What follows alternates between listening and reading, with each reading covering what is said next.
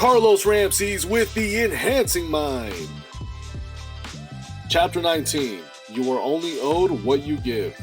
I teach that you should expect from your environment only what you have given to your environment. I teach that the first step is to learn how to give to yourself before you can give to others. That way you learn what your giving limits are, you learn how to say no, learn when to say yes. And as a student of self-mastery, most of what you do is done consciously. You take action with intent, action with a specific destination, therefore with a specific path. But all for what? Is self-mastery really just about elevating yourself? Despite the term self-mastery, the end result of self-mastery is that you enhance your environment. If you've heard me speak before, I talk about the dynamic of the self and the environment. To elevate the self is to elevate the environment, and people are a part of your environment. Therefore, we will see that as we elevate the self, people that match our elevation or are open to elevating will attract themselves to you, while everyone else slowly filters away. So at the end of the day, self-mastery, despite its individual pursuit, despite its seemingly selfish or inward nature, actually has to do with enhancing the world around you. Like a light bulb that shines, it may shine for itself, but it can't help illuminate everything in its radius. So too is self-mastery, at its core, a benefit to others. But that benefit to your world through mastering yourself takes time. I believe that's what self-mastery is. Enhancing yourself to a point where you can't help but enhance everything else around you. But again, that happens with time and conviction and consistency. But do we have to wait to reach self mastery in order for us to begin to have an effect on our world? Of course not. We can be beacons of light right now while the focus remains inward. Remember, as much as you want to inspire others, you need to stay focused on bringing out what's within and not so much worried about inspiring or motivating others. That's not what self mastery is. So it's a fine line you have to play here. Begin to be a positive force for others while maintaining that inner focus. That's the goal. And how can we do that? By becoming encouraging. And let me tell you, the world can use a little encouragement. It's one of the most important factors that we're missing in our society. And it doesn't take a lot of effort. It can be quick and easy, and it usually doesn't take your focus off of your own goal actions. Encourage others. Give them a pat on the back. Let them know that you see their efforts and that you're rooting for them. Begin to be vocal in your support for others. Genuinely want to see others succeed alongside you.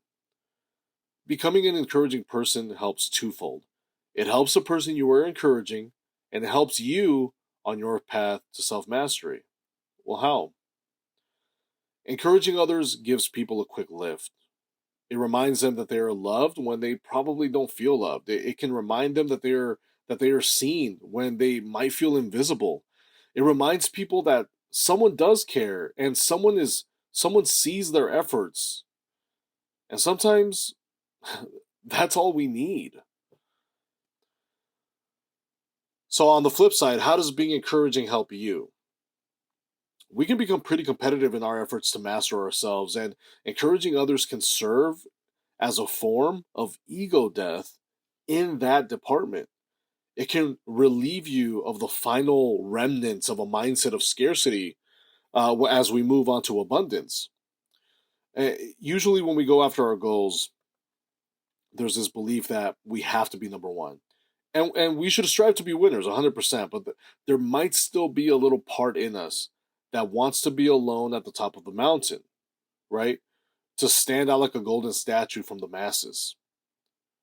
That can be dangerous because should you achieve your goals a year, 2, 3 years down the road and become top dog in whatever it is you're going after, should an aspiring contender or competitor gain momentum towards you, instead of helping them reach the top with you, you'll become a roadblock.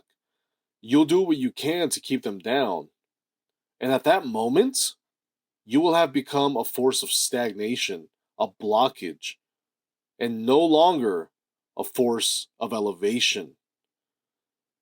Encouraging others early on is a good way to train your mind into realizing that there is enough for everyone.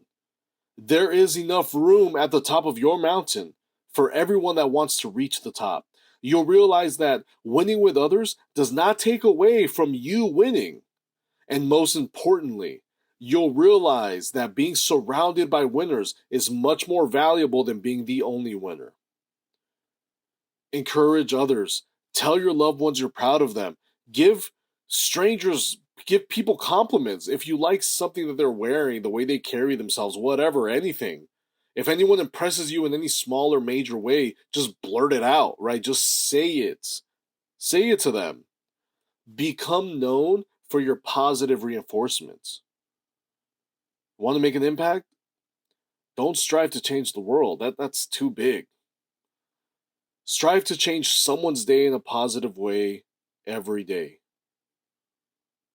And you know what? Try it out for a month. And let me know what happens. Let me know what happens to the people that you're encouraging. Let me know what happens to you while you encourage people. I would really like to see how your worldview changes, how you change, how, what happens to you by giving others encouragement. I would really like to hear what changed. Looking forward to it. That's all I've got for you. Carlos Ramsey's with the Enhancing Mind. Talk to you soon.